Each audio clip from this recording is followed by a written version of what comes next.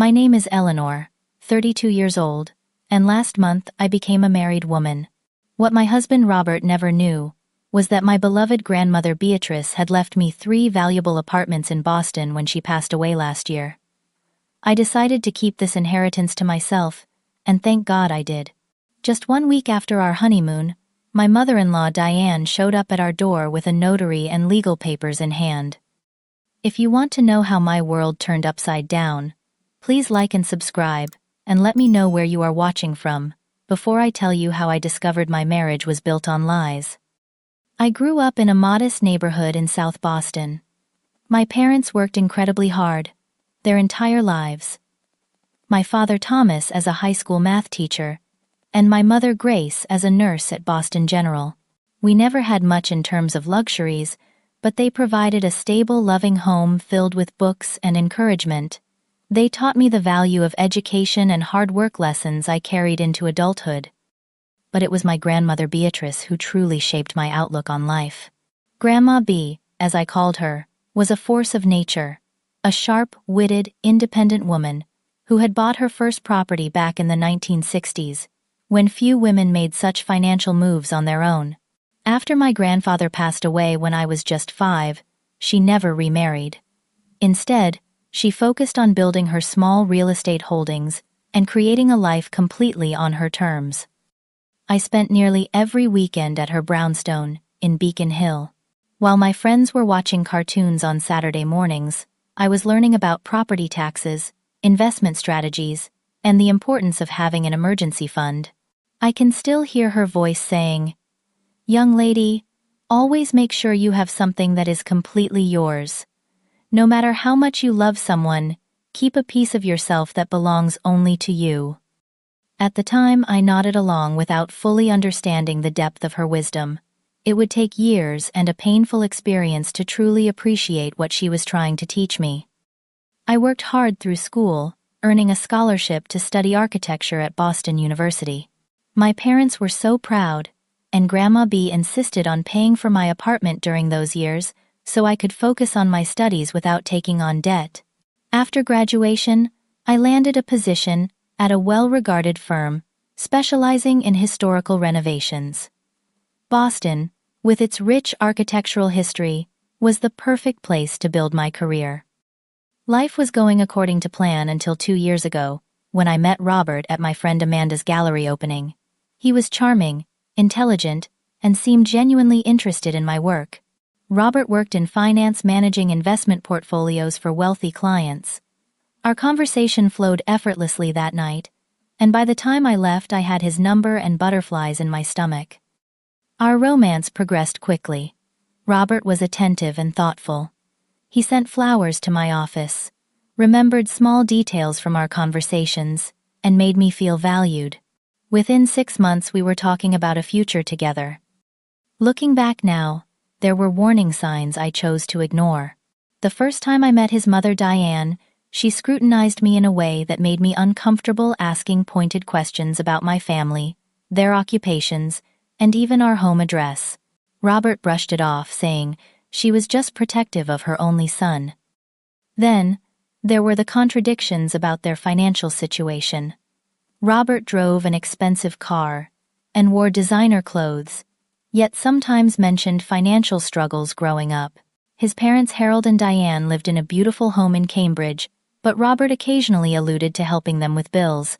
When I asked questions, he would change the subject or give vague answers about family investments that had soured.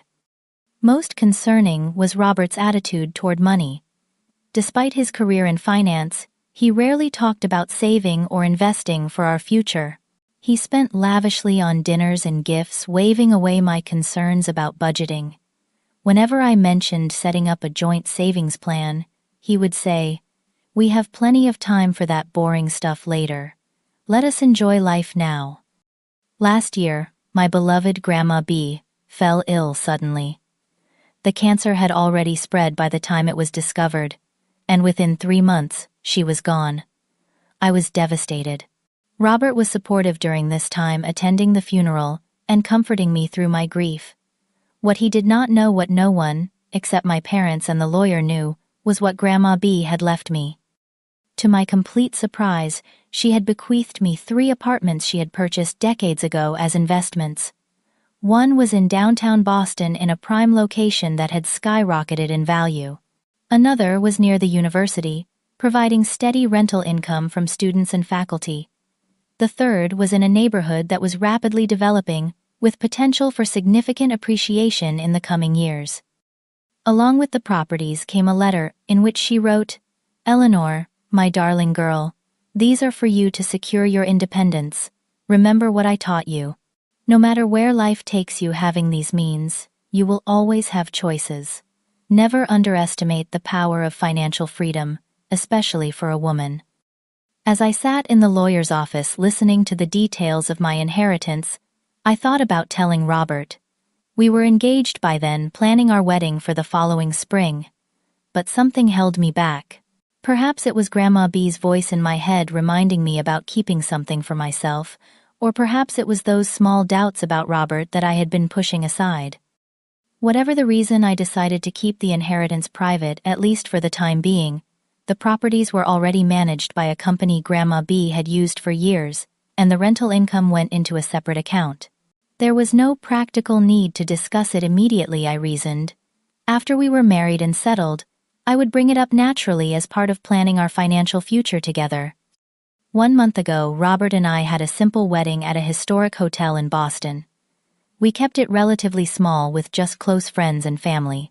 Diane seemed disappointed by our modest celebration, making several comments about how her son deserved a more lavish affair.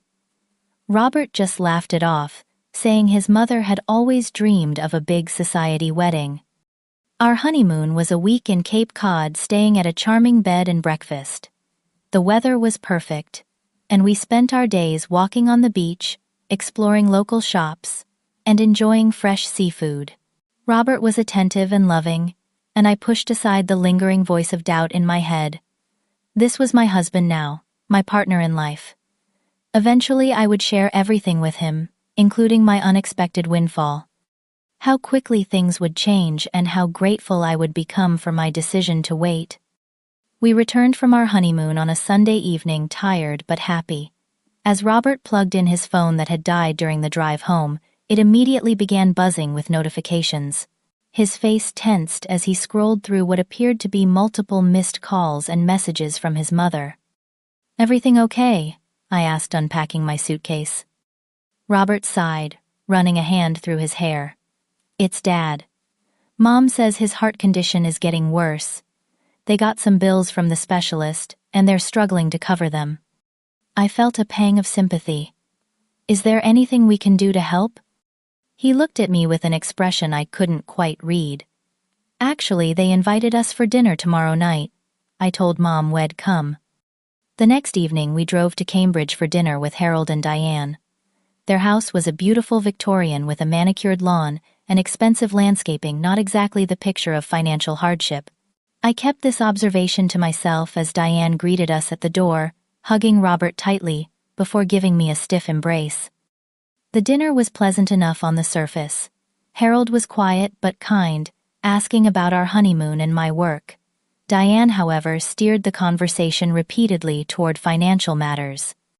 "You know, Robert was always so good with money, even as a child," she said, refilling her wine glass. "He saved every birthday check from his grandparents. Such a forward thinker." Robert shrugged. "Mom exaggerates. I spent plenty on video games." Diane continued as if he hadn't spoken. "And now he helps manage the portfolios of some very influential people. It's such important work. He mentioned, your parents are a teacher, and a nurse, Eleanor." "Yes," I replied, noticing how she made their professions sound somehow inadequate. "Such noble work," she said with a thin smile. "And your grandmother passed away last year, correct? Robert mentioned she was quite special to you." My guard immediately went up. "Yes, my Grandma Beatrice. She was amazing." Diane nodded, her eyes calculating. "Was she in real estate?" Robert mentioned something about that. I shot a look at Robert, who suddenly seemed very interested in his mashed potatoes. "She owned a few properties," I said vaguely. "She was very smart with her investments." "How wonderful!" Diane replied. Did she leave any of those investments to you? Property in Boston is so valuable these days. Before I could answer, Harold started coughing, momentarily drawing everyone's attention. When he recovered, the conversation shifted to his health, but I could feel Diane's eyes on me throughout the remainder of dinner. As Robert and his father moved to the living room to watch a baseball game, Diane asked me to help with dessert in the kitchen. Once we were alone, she wasted no time. Eleanor, I hope you don't mind me being direct. Harold and I are facing some significant medical expenses. The insurance covers some, but the specialists and treatments he needs, I just don't know how we're going to manage. I expressed genuine sympathy, but felt uncomfortable with where the conversation seemed to be heading. Robert has always helped us when he could, she continued, but now that he's married, I know he feels torn between his responsibilities to us and to you. She paused, giving me a pointed look. Family helps family. That's always been our way. I nodded non-committally and was relieved when Robert appeared in the doorway, announcing it was getting late and we should head home. On the drive back, I noticed Robert was unusually quiet. Your mom asked a lot of questions about Grandma B, I said carefully. He kept his eyes on the road. She was just making conversation. She seemed particularly interested in whether I inherited anything. Robert tightened his grip on the steering wheel. My parents are going through a hard time, Eleanor. Dad needs an expensive procedure, and their insurance is fighting them on covering it. I understand that and am sorry. But what does that have to do with my grandmother? He sighed heavily. I just thought maybe if you had inherited anything substantial, we could help them out. That's what marriage is, right? Sharing resources, helping family. The word substantial hung in the air between us. What exactly had Robert told his mother about my grandmother? I didn't inherit much. I said the lie, feeling bitter on my tongue. Just some personal items. Mementos. Robert said nothing for a long moment. Then, as if shifting gears emotionally, he suddenly started talking about looking for a bigger house. I think we should start house hunting soon, he said. That apartment of yours is fine for now, but it's really too small for the long term. With my promotion coming up, we could afford something much nicer. The sudden change in plans caught me off guard. Wait, what? We agreed we'd stay in my place for at least a year to save money. We just moved your things in last month. Plans change, Eleanor. We should be thinking bigger. Building a proper life together means upgrading. That night, as Robert slept beside me, I lay awake wondering why he had suddenly changed his mind about our living situation. We had specifically discussed staying in my affordable apartment to build our savings. Something felt off, but I tried to dismiss my concerns as newlywed anxiety. The next day, I called Amanda for lunch. We met at our favorite cafe, and after catching up on her gallery news, I cautiously brought up my concerns. Am I overreacting? I asked after explaining the dinner and Robert's new interest in house hunting. Amanda stirred her coffee thoughtfully. Eleanor, you know I adore you, and I want to be supportive, but I've never quite trusted Robert. There's something calculating behind that charm. That's a bit harsh, I protested, though part of me recognized the truth in her words. Maybe she conceded. But it's strange that the moment you get back from your honeymoon, his focus shifts to money and moving. She leaned forward. Did you ever tell him about the apartments? No, I admitted. I was going to eventually, but something kept holding me back. Keep it that way for now, Amanda advised. Just watch and wait. See where this goes. I felt guilty following her advice. This was my husband, after all. But the seed of doubt had been planted, and it would soon grow into something I couldn't ignore. 3 days later, I needed to visit one of the apartments near the university. A tenant was moving out, and I wanted to inspect the property before the management company prepared it for the next renter. I told Robert I was meeting a client, which wasn't entirely a lie, as I did have a work appointment later that afternoon. After checking the apartment and speaking with the departing tenant, I headed to my car.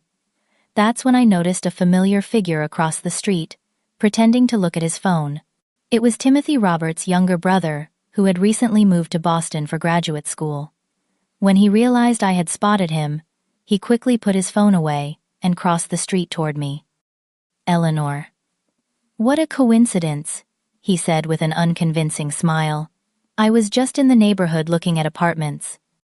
This area is mostly student housing, I replied, noting his nervous demeanor. Are you thinking of moving? Maybe, he said vaguely. Hey, don't mention to Robert. You saw me okay. Has been helping me with rent, and I don't want him to think I'm apartment hunting behind his back. The explanation seemed flimsy, but I nodded. When I got back to my car, I sat for a moment, a sinking feeling in my stomach. Had Timothy been following me? And if so, why? That evening, Robert questioned me about my day with unusual specificity. Where exactly was this client meeting? Which building? How long were you there? His questions felt less like casual interest and more like verification of information he already had. When I mentioned grabbing coffee afterward, he asked which cafe and who I might have seen there. I deliberately didn't mention Timothy, wanting to see if Robert would bring it up himself. He didn't. 2 days later, we attended another family dinner. This time, Diane had invited Robert's aunt and uncle as well. Throughout the evening, Harold's health dominated the conversation with Diane, detailing the expensive treatments he needed. $80,000, she announced during dessert. That's what the specialists are asking for, and insurance is only covering a fraction. All eyes turned to Robert, and by extension to me. Family needs to come together at times like this, Diane said, her gaze fixing on me. We all need to contribute what we can. The pressure in the room was palpable. I felt like I was being assessed, measured for what I could provide to a family I'd only recently joined. Later that night, Robert was unusually distant. When I asked what was wrong, he exploded.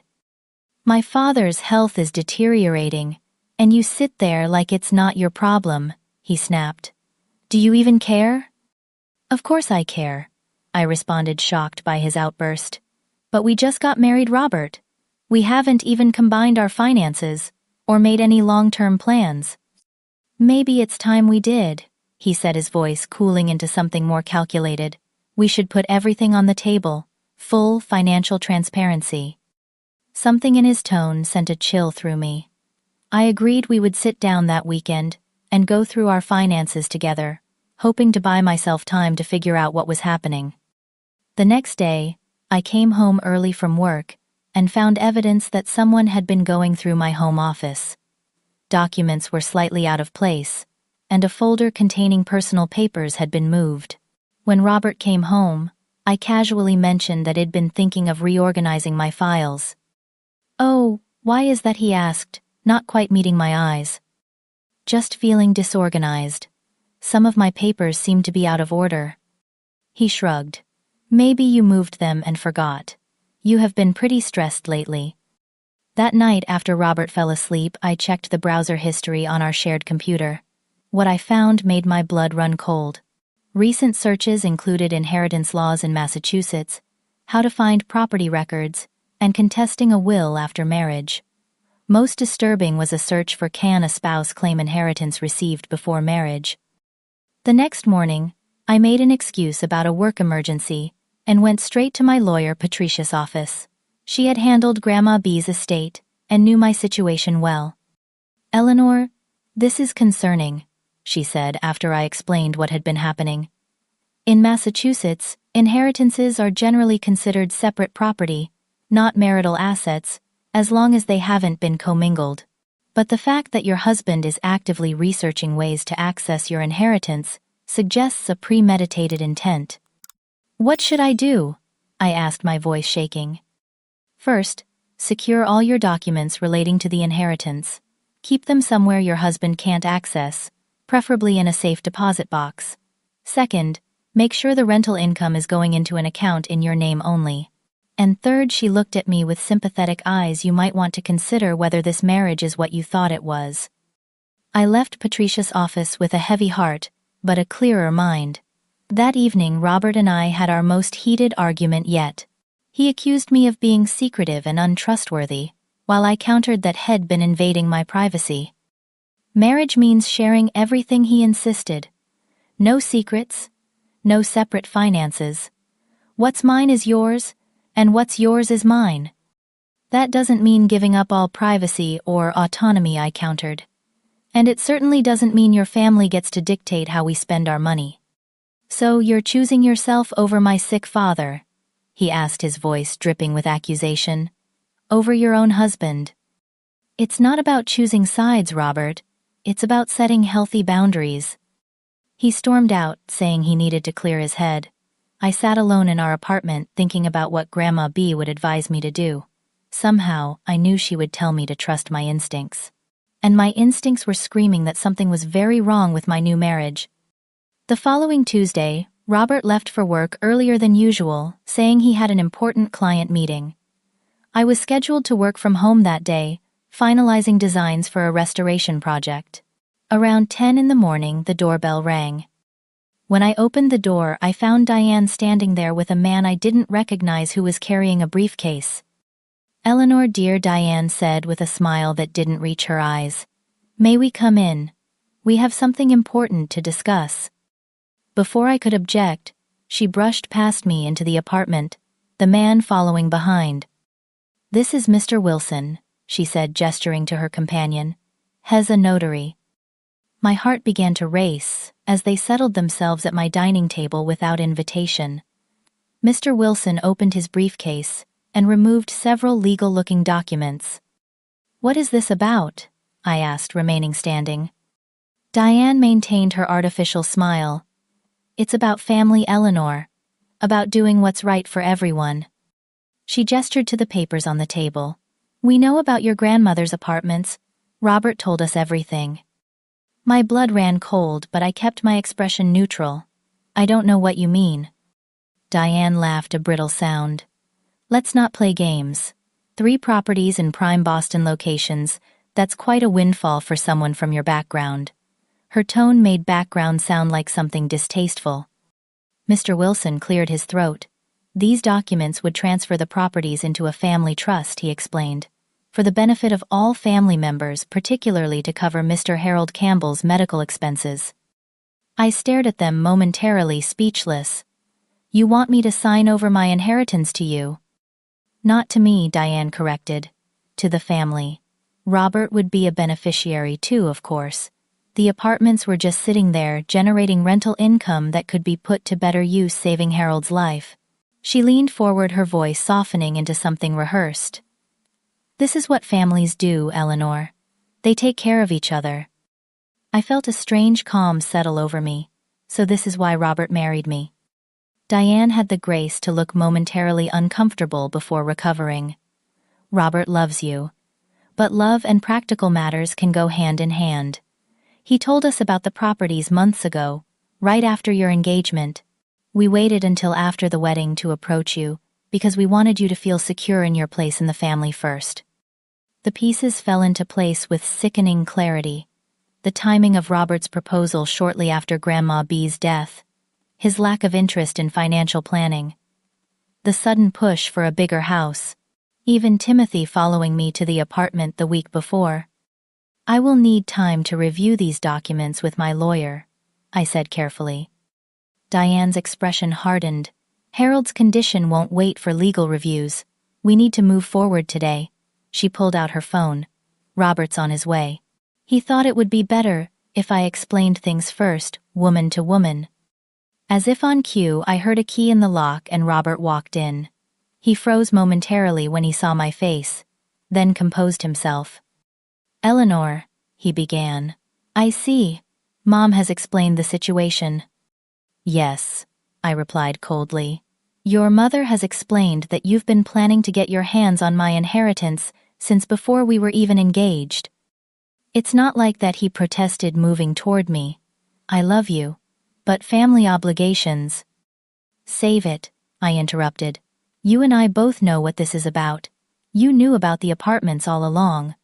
What did you do? Hire someone to investigate my grandmother after she died? Robert's silence was confirmation enough. Diane stood up, her patience visibly wearing thin. Enough drama, Eleanor. Either you sign these papers and become a true member of this family, or or what I challenged. Robert took over his voice, taking on a tone I'd never heard before. Or, our marriage is over before it really begins. Dad needs this treatment, and those apartments are sitting empty. They're not empty, I corrected. They're rented out, and the income is managed by a company my grandmother set up years ago. Even better, Diane interjected.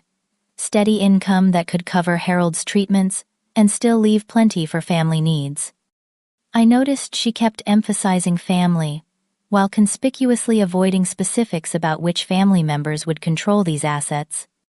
I'm not signing anything, I stated firmly. These properties were left to me by my grandmother, and they remain my separate property under Massachusetts law. Diane's smirk was triumphant. Actually, once your married assets become communal property, Robert has rights. Not to inheritances kept separate, I replied. I spoke with my lawyer Patricia yesterday. She's thoroughly documented everything. The mention of my lawyer caused Diane's smirk to vanish instantly. Her face hardened into something ugly and true.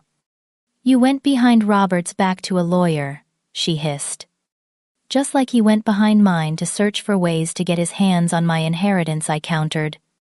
Robert stepped forward, his charming mask completely dropped now.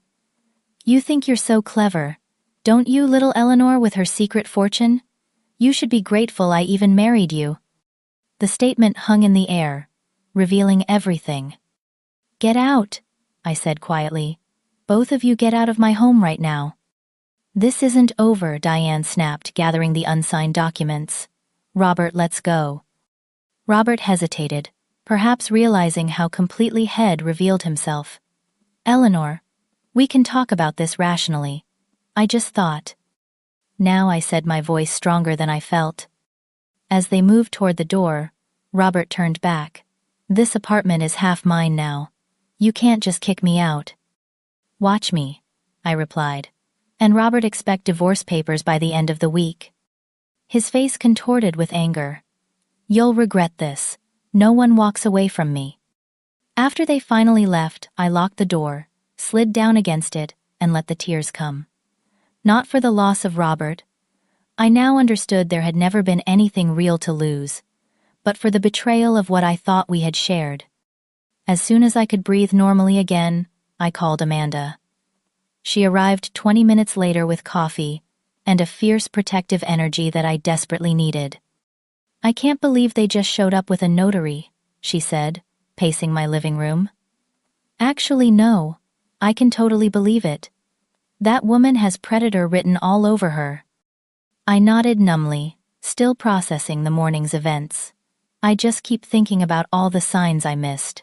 The way he changed the subject whenever I brought up our financial future. How he never wanted to talk about savings or investments despite being a financial advisor. Amanda sat beside me. What are you going to do now? I need to protect myself, I said, the shock giving way to determination. First step is securing my finances. I logged into our joint account, which Wed set up after the wedding for household expenses. It had been drained completely. The transaction history showed a withdrawal that morning right around the time Robert had left for his supposed client meeting. Has taken everything I said, showing Amanda the screen. Can he do that legally? She asked. It's a joint account, so yes. But it was mostly my money in there. I explained, the anger building. Most of our paychecks were still going to our individual accounts. We were planning to change that this month. We spent the next hour making calls. I froze my credit, contacted my bank to alert them to potential fraud, and made an emergency appointment with Patricia for that afternoon. While I was making these arrangements, my phone continuously lit up with texts and calls from Robert, alternating between threats and pleas. Eleanor, you're overreacting. Call me. You can't just throw away our marriage. We need to talk. My mother was out of line, but you're being unreasonable. If you go through with this, you'll be sorry. I turned off my phone, unable to deal with his manipulation. Just before we left for the lawyer's office, my sister Jessica called on Amanda's phone. She lived in Chicago and had been on a business trip during the wedding. Amanda told me what's happening, she said without preamble. I'm on the next flight to Boston. Jess, you don't have to. Yes, I absolutely do, she interrupted. No one messes with my sister. At Patricia's office, we laid out everything that had happened. She listened carefully, taking notes, and occasionally asking clarifying questions. This is serious, she said when I finished. The fact that they came to your home with documents already prepared attempting to pressure you into signing without legal counsel constitutes duress and potentially fraud. What do I do now? I asked. Patricia leaned forward. First, we file for divorce immediately. Given the circumstances, we request a temporary restraining order, preventing Robert from entering your apartment or accessing any of your separate assets. Second, we thoroughly document the inheritance as separate property. Third, she said, her expression grave, you might want to consider moving temporarily. If Robert truly believed he was about to gain control of valuable real estate, he may not accept defeat gracefully. That night I packed essential items and moved into one of my grandmother's apartments, the one near the university that had just been vacated. Amanda and Jessica, who arrived late that evening, helped me set up the basics. The property was sparsely furnished, but it was secure, and most importantly, Robert didn't know I owned it. Over the next few days, Robert's behavior followed the classic pattern of an abuser. He cycled between angry accusations, tearful apologies, and manipulative appeals to my compassion. When none of that worked, he began a campaign to turn our mutual friends against me. Jessica, who had taken an immediate dislike to Robert the few times they'd met, finally confessed what she'd been holding back. I never told you this because you seemed so happy, she said as we sat in my temporary living room, surrounded by takeout containers. But when I met Robert at your engagement party, he cornered me to ask about Grandma B's estate. What? I exclaimed. What did he want to know? If she'd left you anything valuable. If you had mentioned any inheritance. He played it off as wanting to surprise you, with something related to her memory. But it felt wrong. She squeezed my hand. I should have said something. I shook my head. I probably wouldn't have listened. I was so caught up in the fantasy. As the initial shock wore off, I began to see patterns in my relationship with Robert that I'd been blind to before. How he always redirected conversations when they didn't serve his interests. How he subtly undermined my confidence while appearing supportive. The way he isolated me from friends like Amanda who saw through him. Most painful was the realization that his entire courtship might have been strategic, beginning shortly after Grandma B's cancer diagnosis. Had he somehow learned about her properties and targeted me specifically? The thought made me physically ill. One evening, as I sorted through old texts and emails from Robert, looking for evidence of his deception, I found something that confirmed my worst fears. In an email, had accidentally synced to our shared cloud account, I discovered a message to Diane from 2 months before our engagement.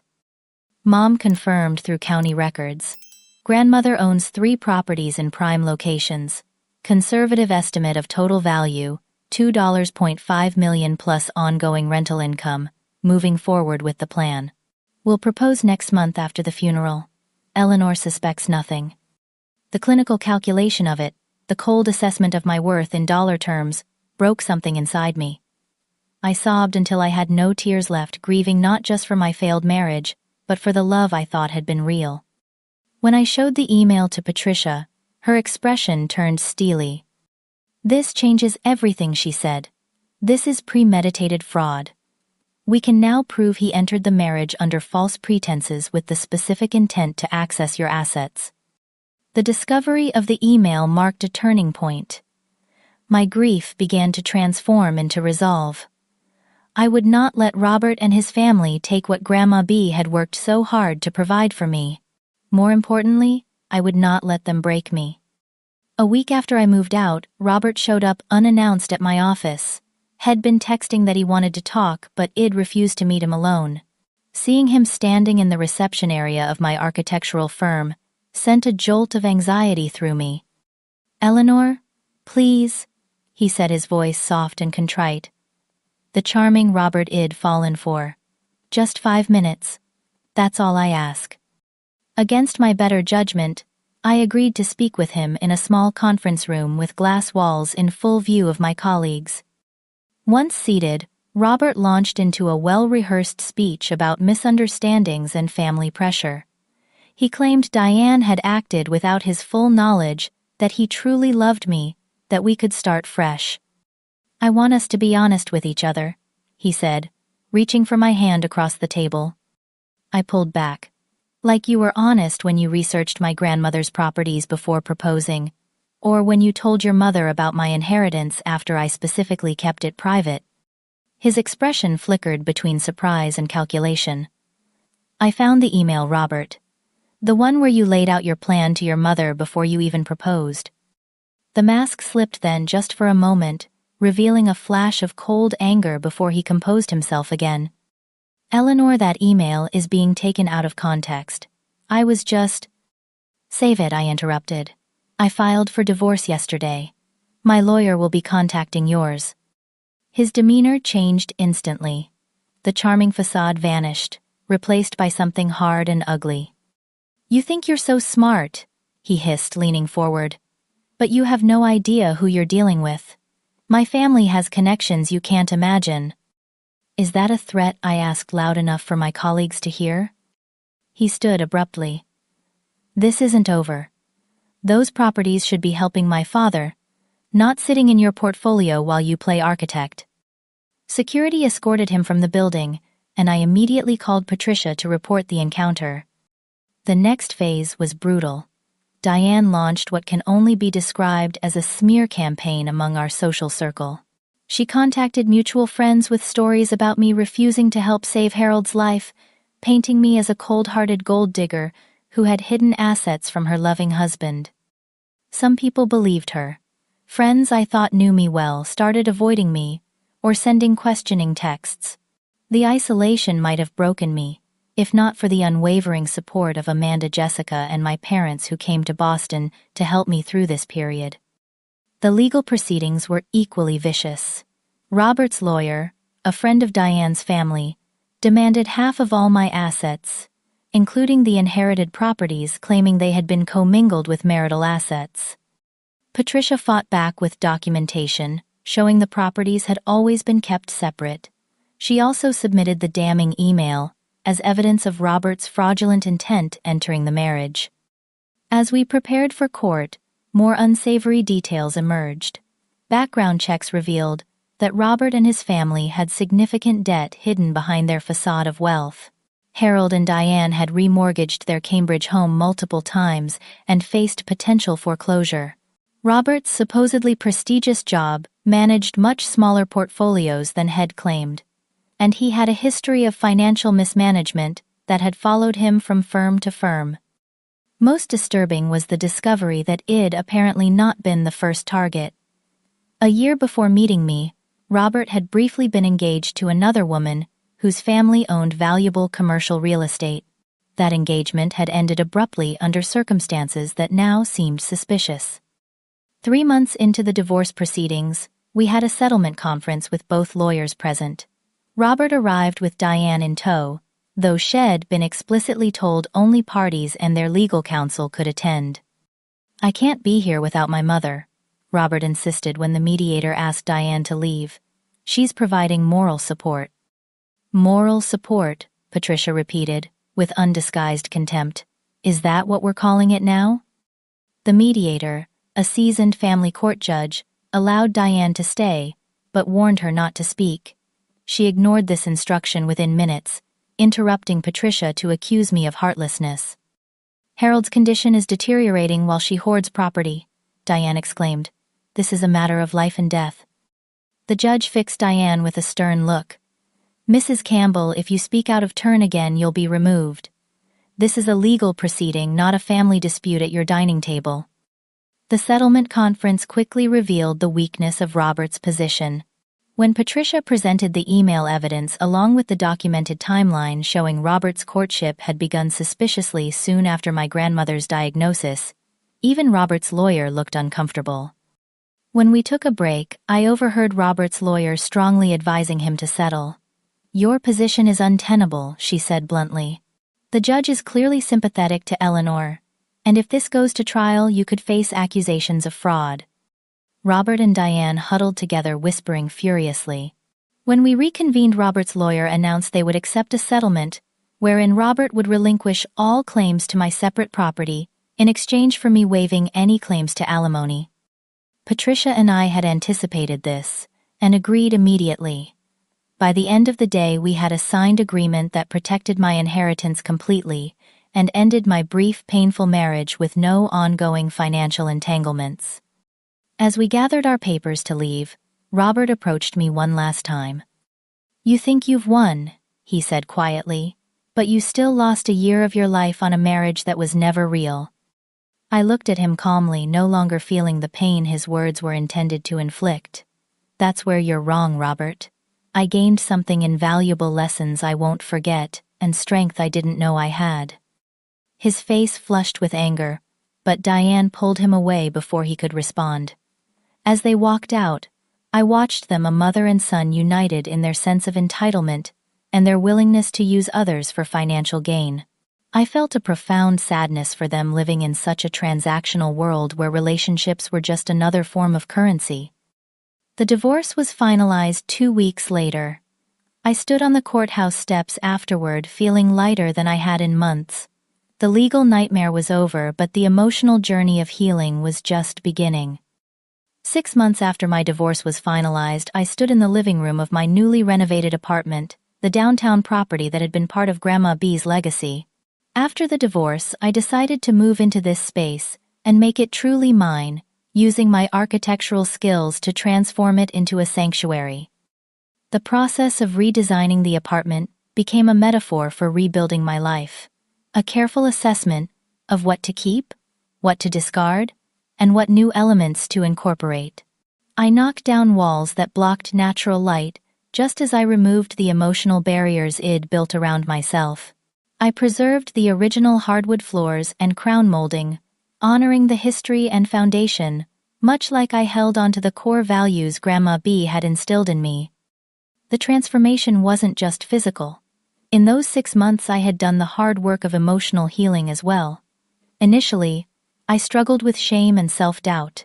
How could I, an educated, independent woman, have been so thoroughly deceived? The question haunted me through sleepless nights. My sister Jessica, who had extended her stay in Boston for several weeks after the confrontation, helped me see the situation more clearly. "Eleanor," she said, "during one of our late-night talks, you weren't stupid. You were trusting. There's a difference. Manipulators like Robert study how to appear genuine. They perfect their craft." Amanda reinforced this perspective, reminding me that Robert's deception reflected his character flaws, not mine.